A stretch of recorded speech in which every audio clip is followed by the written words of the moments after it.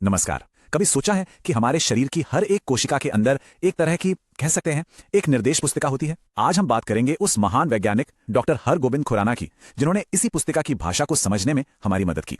उन्होंने genetic code को decode किया और बायोलॉजी की दुनिया में एक नया अध्याय लिखा। तो आज के सफर में हम क्या क्या देखने वाले हैं? सबसे पहले हम जानेंगे उनके शुरुआती जीवन के बारे में, जो बहुत ही साधारण था। फिर हम उस बड़ी पहेली को समझेंगे जिसे जेनेटिक कोड कहते हैं, और देखेंगे कि खुराना ने इसे कैसे सुलझाया। इसके बाद हम उनके पहले कृत्रिम जीन बनाने के काम को देखेंगे, और आखिर में हम उनकी जिंदगी, सम्मान और उस विरासत पर नजर डालेंगे जो वो हमारे लिए छोड़ गए। तो चलिए इस दिलचस्प कहानी की शुरुआत करते हैं। तो चलिए डॉक्टर खुराना की कहानी को शुरू से शुरू करते हैं। और उनकी कहानी की शुरुआत किसी हाईटेक लैब से नहीं, बल्कि एक बहुत ही छोटे से गांव से होती है, जो उन जगहों से कोसों दूर था जहां उन्होंने बाद में अपना नाम कमाया। देखिए, खुराना ने अपनी आत्मकथा में खुद इस बात का जिक्र किया है। उन्होंने बताया कि भले ही उनका परिवार गरीब था, पर उनके पिता अपने बच्चों को पढ़ाने के लिए पूरी तरह से समर्पित थे। और नतीजा ये था कि करीब 100 लोगों के उस गांव में उनका परिवार ही एकमात्र पढ़ा लिखा परिवार था। अब सोच सकते हैं, यहीं से शिक्षा के प्रति उनका जो लगाव था, उसकी नींव पड़ी। उनका जन्म हुआ था 1922 में ब्रिटिश भारत के पंजाब के एक छोटे से गांव रायपुर में। और हालात ऐसे थे कि उनकी शुरुआती पढ़ाई पहले 4 साल एक पेड़ के नीचे हुई। उस जमाने में जब अच्छी शिक्षा मिलना ही एक बहुत बड़ी बात थी, वहां से उनकी ये असाधारण यात्रा शुरू हुई। यहां उनकी पढ़ाई के सफर को देखें तो पता चलता है कि ये कितना लंबा और वैश्विक था। 1945 में लाहौर के पंजाब यूनिवर्सिटी से मास्टर्स करने के बाद वो 1948 में इंग्लैंड की लिवरपूल यूनिवर्सिटी से पीएचडी करते हैं। फिर स्विट्जरलैंड जाते हैं पोस्ट डॉक्टरल स्टडीज के लिए, और 1952 में कनाडा से अपना खुद का रिसर्च शुरू करते हैं।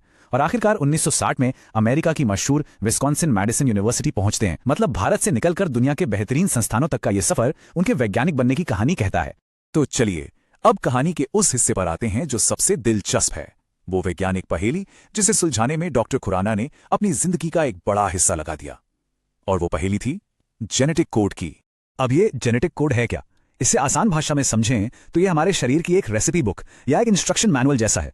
हमारे शरीर की कोशिकाएं इसी मैनुअल को पढ़कर ये तय करती हैं कि कौन सा प्रोटीन बनाना है, कैसे बनाना है और कब बनाना है। ये प्रोटीन ही तो है जो हमारे शरीर को बनाते और चलाते हैं।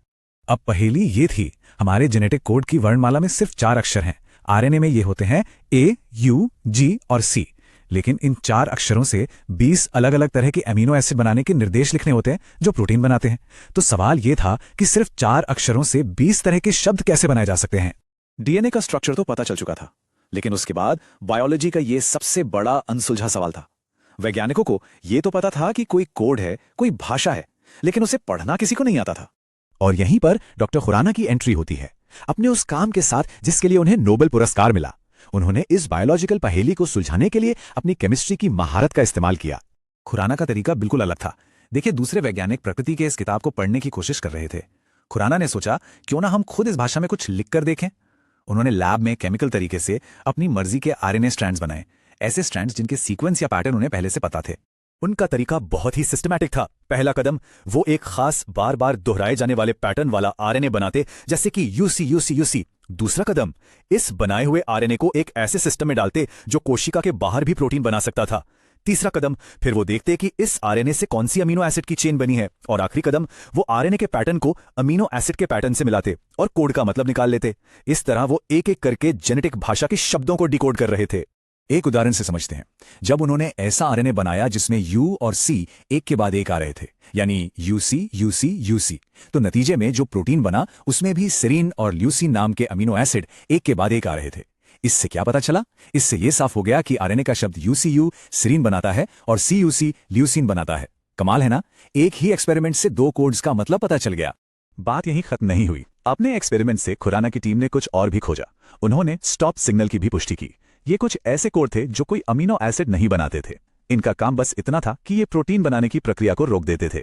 मतलब ये जेनेटिक वाक्य के आखिर में लगने वाले फुल स्टॉप की तरह थे। यूएजी, यूएए और यूजीए, ये 3 स्टॉप कोडॉन हैं।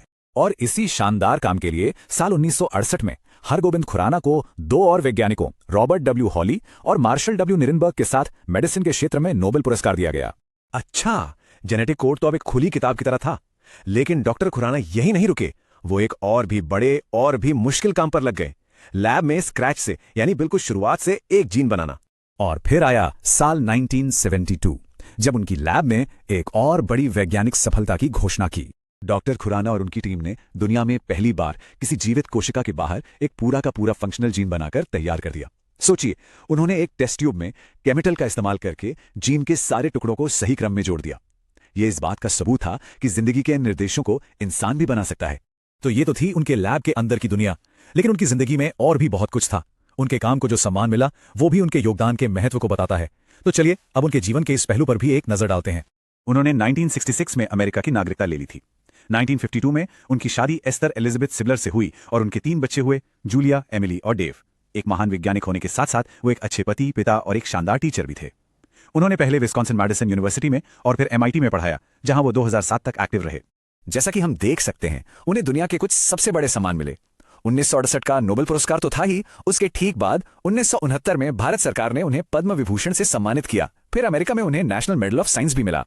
ये सारे अवार्ड्स दिखाते हैं कि उनका काम कितना महत्वपूर्ण था। अब आखिर में बात करते हैं उनकी विरासत की। डॉक्टर खुराना का काम सिर्फ एक पहेली को सुलझाना नहीं था।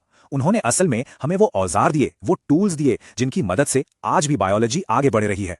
इसे ऐसे समझिए, खुराना से पहले जेनेटिक कोड एक रहस्य था, उनके बाद ये डिकोड हो चुका था। पहले हम DNA और RNA को सिर्फ स्टडी कर सकते थे, बना नहीं सकते थे।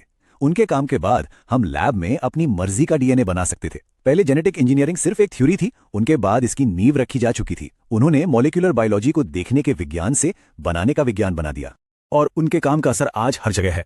आज जो जीन सीक्वेंसिंग और क्लोनिंग होती है वो उन्हीं के काम की वजह से मुमकिन है। पूरी की पूरी बायोटेक्नोलॉजी इंडस्ट्री उनके काम पर खड़ी है। बीमारियों का पता लगाने के लिए जो DNA एनालिसिस होता है उसका आधार भी यही है। और तो और क्रिस्पर जैसी आज की जो मॉडर्न टेक्नोलॉजी है, उनकी बुनियाद भी खुराना के रिसर्च में ही है। तो डॉक्टर खुराना ने विज्ञान को कुछ बेहद शक्तिशाली उपकरण दिए और आने वाली पीढ़ियों के लिए खोज के नए रास्ते खोल दिए। उनका काम आज भी हमें यह सोचने पर मजबूर करता है कि विज्ञान के इन बुनियादी उपकरणों से भविष्य में जीवन के और कौन-कौन से रहस्य खोले जा सकेंगे।